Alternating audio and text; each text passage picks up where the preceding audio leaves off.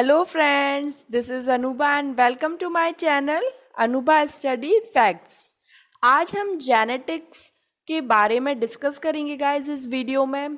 और ये पहले आपको पता होना चाहिए कि जेनेटिक्स से किस किस एग्ज़ाम में किस तरीके से क्वेश्चन आए हैं। तो सबसे पहले तो एग्ज़ाम्स देख लेते हैं। एक तो पीसीएस में बहुत ज़्यादा क्वेश्चन पूछा जाता है इससे, सीटेट में इसमें बहुत ज़्यादा क्वेश्चन पूछा जाता है, एसआई में इससे रिलेटेड क्वेश्चन पूछा जाता है, और एक दो नंबर तो आपको ऑलमोस्ट सारे एग्ज़ाम्स में देखने को मिल जाएगा। फॉर एग्ज़ाम्पल प्लाटून कमांडर हुआ आपका, और आपका लैब टेक्नीशियन हुआ, लैब असिस्टेंट हुआ, पैरामेडिकल हुआ। खासकर इनमें पैरामेडिकल में जेनेटिक्स से रिलेटेड आपको 2 से 3 क्वेश्चन तो देखने को ही मिल जाएंगे बहुत इजीली। तो इस वजह से ये टॉपिक बहुत ज़्यादा एक तो इम्पॉर्टेंट है। उसके बाद इसको समझना, किस तरीके से क्वेश्चन पूछे जाते हैं, एक ही क्वेश्चन को किस तरीके से ट्विस्ट किया जाता है, हम इस वीडियो में सब कुछ डिटेल में समझेंगे। तो एक क्वेश्चन को गाइस बहुत सारे तरीक़ों से पूछा जाता है। किस किस एग्ज़ाम में एक ही क्वेश्चन कितनी तरीके से पूछा गया। पीसीएस में भी यूपी पीसीएस हुआ आपका उत्तराखंड पीसीएस हुआ, आपका एमपी पीएससी हुआ। इसमें भी बहुत से क्वेश्चन, मतलब हर एक बार में 1 से लेके 2 मार्क्स तो ये जेनेटिक्स टॉपिक ही कवर कर लेता है। तो इसको हम थोड़ा डिटेल में समझेंगे, आराम से समझेंगे। Let's get started. सबसे पहले जेनेटिक्स, आनुवांशिकता। आनुवांशिकता क्या होती है? तो वो लक्षण जो एक पीढ़ी से दूसरी पीढ़ी में ट्रांसफ़र होते हैं, वो आपके आनुवांशिक लक्षण कहलाते हैं। जो कैरेक्टर्स आपको अपने पेरेंट्स से, आपके ग्रैंड पेरेंट्स से, या फिर कह सकते हैं कि आपके जो मैटरनल हैं, आपके ग्रैंड पेरेंट्स, उनसे, तो जितने भी आपको कैरेक्टरिस्टिक्स आपके बड़ों से, आपके पूर्वजों से मिलते हैं, वो सारे आनुवांशिकता के अंतर्गत आते हैं। इसके फादर कौन कहलाते हैं? तो ग्रेगर जॉन मेंडल कहलाते हैं। ग्रेगर जॉन मेंडल ने ही जेनेटिक्स के बारे में बताया। इन्होंने पी प्लांट, ये क्वेश्चन पूछा गया है, यूपी पीसीएस में पूछा गया है कि मेंडल ने अपने जो भी नियम दिए थे, जो रूल्स दिए थे, वो किस बेस पर दिए थे, मतलब इन्होंने किस प्लांट का यूज़ किया था। तो गार्डन पी का यूज़ करा था, मतलब मटर के पौधे का यूज़ करके इन्होंने ये हेरिटिक्स, जो हेरिडिटी है, जो जेनेटिक्स है, उसके बारे में बताया था। उसके बाद गाइस इनके रूल्स जो हैं, वो जो भी नियम है, वो इतने ज़्यादा एज सच नहीं पूछे गए हैं। बस अगर आपको नाम याद रखना है तो मैं आपको बता देती हूँ। लॉ ऑफ डोमिनेंस है, लॉ ऑफ सेग्रीगेशन है, and law of independent assortment है। ये अभी तक नहीं पूछे गए हैं, तो इनके बारे में केवल आप नाम याद रख लें, इट इज़ सफिशिएंट। फिर उसके बाद आती है जीनोम मैपिंग, क्या कहलाती है? तो जीनों का चित्रण, जीन्स जो होते हैं, जीनों का जो चित्रण है, जीन्स का जो चित्रण है, उनके बारे में जो भी हम चित्रण करते हैं, वो जीनोम मैपिंग कहलाती है। जीन्स के बारे में हम आगे वीडियो में डिटेल में पढ़ेंगे। तो नेक्स्ट है, ये गाइस बहुत बार पूछा गया है, 23 पेयर्स और 46 क्रोमोसोम्स। अगर आप बस एक चीज़ आप ध्यान रखिएगा कि आपको जो क्वेश्चन है वो किस तरीके से पूछा गया है। अगर पेयर में पूछा है तो आप 23 पेयर्स लगाएंगे, और अगर डायरेक्टली पूछ लिया गया है तो आप 46 क्रोमोसोम्स लगाएंगे। ये जो क्रोमोसोम्स हैं वो क्या काम करते हैं? तो आनुवांशिक लक्षणों का संचारण करते हैं। एक पीढ़ी से दूसरी पीढ़ी में आनुवांशिक लक्षणों का संचारण करते हैं क्रोमोसोम्स, जिसमें 22 पेयर्स ऑफ जो क्रोमोसोम्स हैं गाइस, थोड़ा ध्यान रखिएगा क्योंकि ये क्वेश्चन पूछा गया है। जो 22 पेयर्स ऑफ क्रोमोसोम्स हैं वो कहलाते हैं ऑटोसोम्स। 22 पेयर्स ऑफ जो क्रोमोसोम्स हैं वो क्या कहलाते हैं? ऑटोसोम्स कहलाते हैं। और जो 23rd क्रोमोसोम्स है, जो 23rd क्रोमोसोम है या 23rd पेयर ऑफ क्रोमोसोम जो है, वो क्या कहलाता है? सेक्स क्रोमोसोम कहलाता है। इसका नाम सेक्स क्रोमोसोम क्यों पड़ा? क्योंकि ये ऑफ स्प्रिंग में, मतलब किसी भी बच्चे में लिंग निर्धारण का काम करता है। कैसे? तो गाइज हमने देखा है कि जो फीमेल होती हैं उनमें एक्स क्रोमोसोम पाया जाता है, और जो मेल होते हैं उनमें एक्स वाई क्रोमोसोम पाया जाता है। तो अब किसी भी वो बेबी गर्ल होगी या बॉय होगा, ये कौन निर्धारित करता है? तो ये फादर निर्धारित करते हैं। जो वाई क्रोमोसोम्स जो मेल में पाया जाता है वो ये चीज़ निर्धारित करता है कि जो ऑफस्प्रिंग है वो फीमेल होगी या मेल होगा। तो ये क्वेश्चन भी पूछा गया है कि जो बच्चे में जो उनका लिंग है वो कौन निर्धारित करता है। तो आपसे पूछा गया है ये एग्ज़ाम में, तो आपको पता होना चाहिए कि जो मेल होता है वो ही बच्चे में उसका जो लिंग है वो निर्धारित करता है। और दूसरी तरीके से ट्विस्ट करके ये भी पूछा गया है कि कौन सा क्रोमोसोम है जो कि बच्चे में लिंग निर्धारण का काम करता है। तो आपको पता होना चाहिए कि जो वाई क्रोमोसोम है, अगर किसी ऑफस्प्रिंग में एक्स वाई क्रोमोसोम है मतलब वो बॉय है, और अगर किसी ऑफ स्प्रिंग मतलब किसी बच्चे में एक्स एक्स क्रोमोसोम है मतलब वो गर्ल है। क्योंकि फीमेल में तो एक्स एक्स पाया जाएगा, तो अगर आप जोड़ी कहीं से भी उठाएं, एक्स क्रोमोसोम अगर किसी में जाएगा तो भी वो गर्ल है और दूसरा एक्स जाएगा तो भी वो गर्ल है। लेकिन मेल में क्या होता है, एक्स और वाई पाए जाते हैं। अगर किसी में एक्स गया मेल से तो वो क्या होगा, गर्ल होगी। लेकिन अगर वाई क्रोमोसोम जाता है तो वो बॉय हो जाता है। तो इस तरीके से दो क्वेश्चन बहुत ज़्यादा पूछे गए हैं। तो आपको पता होना चाहिए कि जो वाई है एक तो वो निर्धारित करेगा अगर क्रोमोसोम्स एक्स और वाई ऑप्शन में आता है तो, और अगर मेल फीमेल आता है तो मेल होता है। फिर उसके बाद गाइस कि जो जीन होते हैं वो क्या होते हैं। तो जीन क्या है, डीएनए का एक भाग होता है। और ये क्वेश्चन पूछा गया है आपके उत्तराखंड पीसीएस में कि जीन क्या है। आपको चार ऑप्शन दे देगा, डीएनए का एक भाग है, डीएनए और हिस्टोन का एक भाग है, डीएनए आरएनए हिस्टोन का एक भाग है। तो ये सब नहीं, केवल जो जीन है वो डीएनए का एक भाग होता है। और जीन क्या कहलाता है, आनुवांशिकता की इकाई कहलाता है, यूनिट ऑफ हेरिडिटी है। जीन क्या है, यूनिट ऑफ हेरिडिटी है। अब हम थोड़ा जीन को डिटेल में समझ लेते हैं। तो जो जीन होता है वो क्या है, तो हमने पढ़ा था कि भाई क्रोमोसोम जो है वो आनुवांशिक लक्षणों का संचारण करेगा। फिर जीन कैसे आनुवांशिकता की इकाई हो गया, भाई यूनिट कैसे बन गया। तो इसको थोड़ा समझते हैं कि क्रोमोसोम्स पर क्या पाए जाते हैं, डीएनए। और डीएनए की ऐसी सूक्ष्म रचनाएं होती, क्योंकि हमने पढ़ा है कि जो डीएनए का एक भाग है वही जीन है। अभी हमने क्या पढ़ा, जो डीएनए का जो एक भाग है वही जीन है। और क्रोमोसोम्स पर डीएनए की ऐसी सूक्ष्म रचनाएं पाई जाती हैं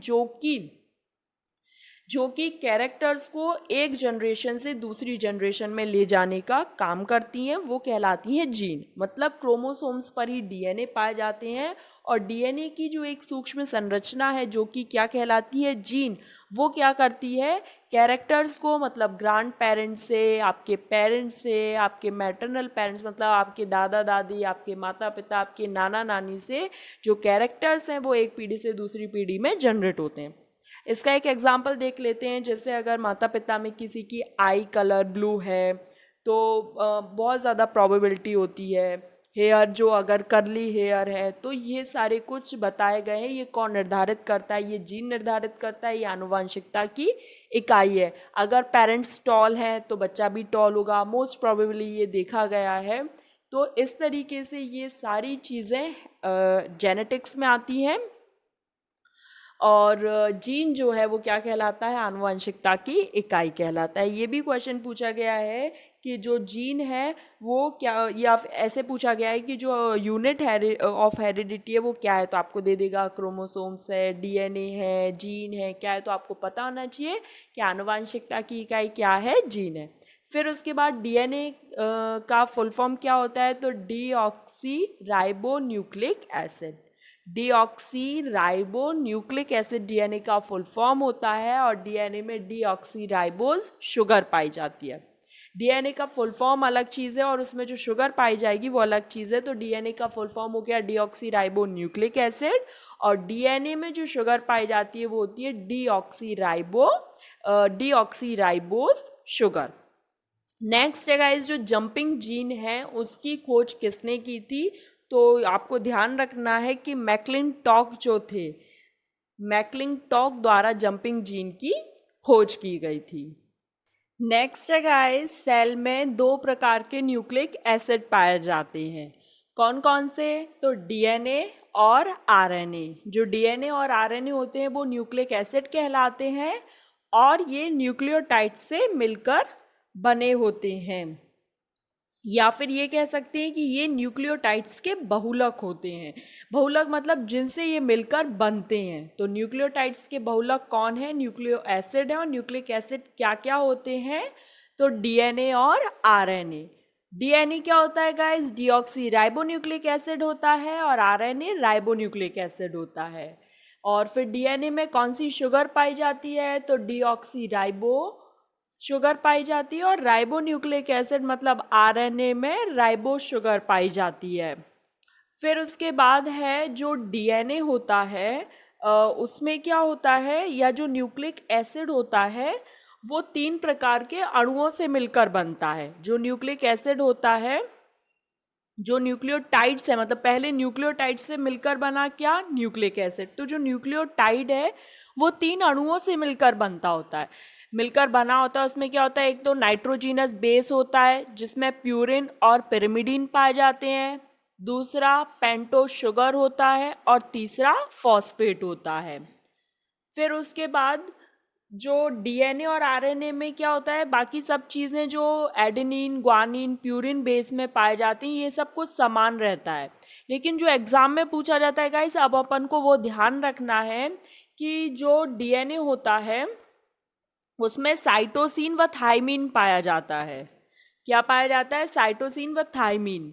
और आरएनए में थाइमिन के स्थान पर क्या पाया जाता है? तो यूरेसिल। ये एग्जाम में पूछा गया है मैनी टाइम्स कि जो आरएनए होता है उसमें क्या चीज़ अलग होती है डीएनए से? तो उसमें थाइमिन के स्थान पर क्या पाया जाता है? यूरेसिल पाया जाता है।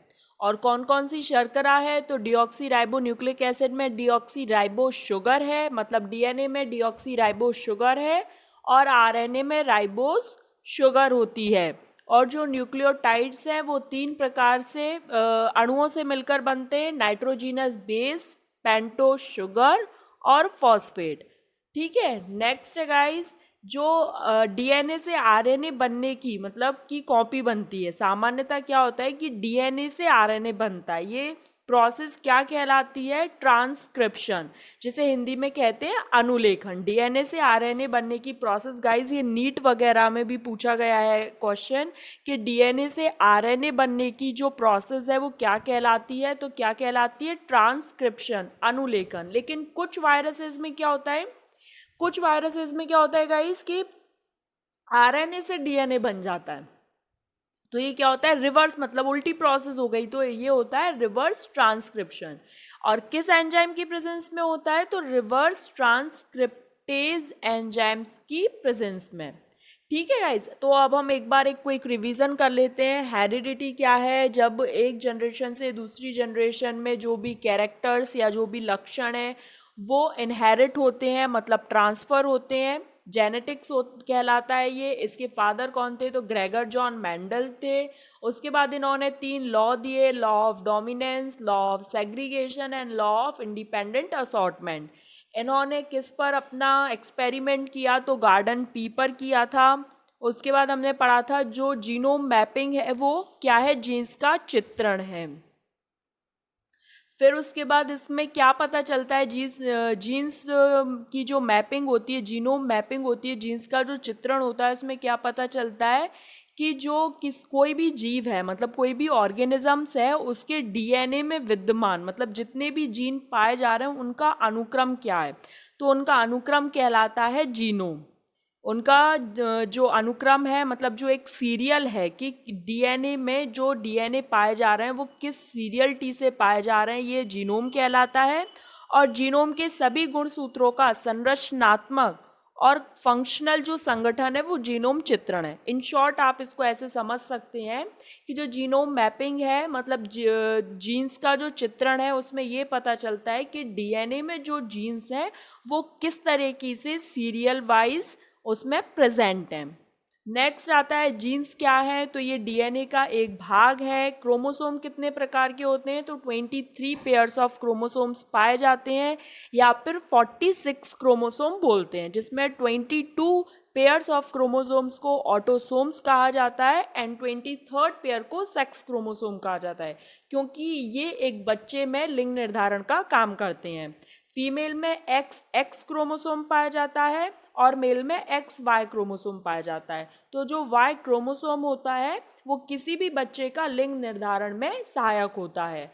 या फिर एक क्वेश्चन ऐसा भी आता है कि माता या पिता में कौन लिंग का निर्धारण करता है, तो पिता जो होते हैं वो लिंग निर्धारण में अपनी महत्वपूर्ण भूमिका निभाते हैं, क्योंकि मेल में एक्स वाई क्रोमोसोम पाया जाता है। अगर किसी में एक्स क्रोमोसोम है, इसका मतलब वो बेबी गर्ल है, और अगर किसी बच्चे में एक्स वाई क्रोमोसोम है तो वो बॉय है। उसके बाद हमने पढ़ा था गाइस कि जो क्रोमोसोम्स होते हैं वो आनुवांशिकता का मतलब एक पीढ़ी से दूसरी पीढ़ी में लक्षणों को या पेरेंट से या ग्रांड पेरेंट से या मैटरनल ग्रांड पेरेंट से कैरेक्टरिस्टिक्स को एक पीढ़ी से दूसरी पीढ़ी में ले जाते हैं।